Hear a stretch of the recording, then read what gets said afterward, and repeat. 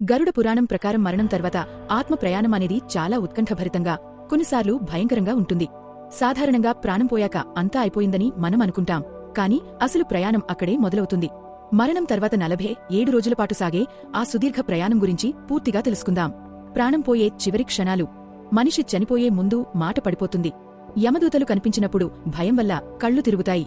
ఆ సమయంలో ఆత్మ బొటనవేలు అంత పరిమాణంలో శరీరంలో నుండి బయటకు వస్తుంది. పాపాత్ములకు యమదూతలు భయంకరంగా కనిపిస్తారు. పుణ్యాత్ములకు విష్ణుదూతలు ప్రసన్నంగా కనిపిస్తారు. మొదటి 10 నుంచి 13 వరకు రోజులు. ప్రాణం పోయాక యమదూతలు ఆత్మను యమలోకానికి తీసుకువెళ్తారు. అక్కడ ఆత్మ తన పాపపుణ్యాల లెక్కను చూస్తుంది. ఇది కేవలం కొన్ని గంటలు మాత్రమే పడుతుంది. ఆ తర్వాత యమదూతలు ఆత్మను మళ్లీ తన ఇంటి వద్ద వదిలేస్తారు. ఆ 10 నుంచి 12 రోజులు ఆత్మ తన కుటుంబ సభ్యుల మధ్యే తిరుగుతూ ఉంటుంది. 10 రోజుల పాటు పెట్టే పిండాల వల్ల ఆత్మకు ఒక సూక్ష్మ శరీరం, యాతనా శరీరం ఏర్పడుతుంది. ఇది ప్రయాణం చేయడానికి అవసరమైన శక్తిని ఇస్తుంది. 13వ రోజు తర్వాత ఆత్మ యమలోకానికి ప్రయాణం మొదలుపెడుతుంది.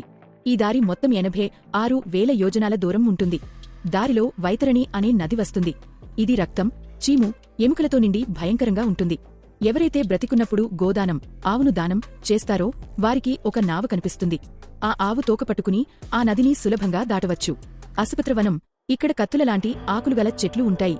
పాపాత్ములు వాటి కింద నడుస్తున్నప్పుడు ఆకులు వారిపై పడి శరీరాన్ని ముక్కలు చేస్తాయి. యమలోకానికి వెళ్లే దారిలో 16 ప్రధాన నగరాలు ఉంటాయి. ఆత్మ ఒక్కో నగరాన్ని దాటుకుంటూ వెళ్లాలి.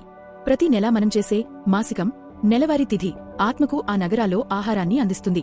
ఆత్మ సరిగ్గా 1 సంవత్సరం తర్వాత యమధర్మరాజు ముందుకు చేరుకుంటుంది. అప్పుడే చిత్రగుప్తుడు ఆత్మ చేసిన ప్రతి చిన్న తప్పును మంచిని చదివి వినిపిస్తాడు. యమలోక మార్గంలో ప్రయాణించే ఆత్మకు నీడ ఉండదు. అలాగే ఆకలి, దప్పికలు విపరీతంగా వేస్తాయి. అందుకే కుటుంబ సభ్యులు చేసే దానధర్మాలు ఆత్మకు శక్తినిస్తాయి. పాపాలను బట్టి ఆత్మను నరకానికి లేదా పుణ్యాలను బట్టి స్వర్గానికి పంపిస్తారు.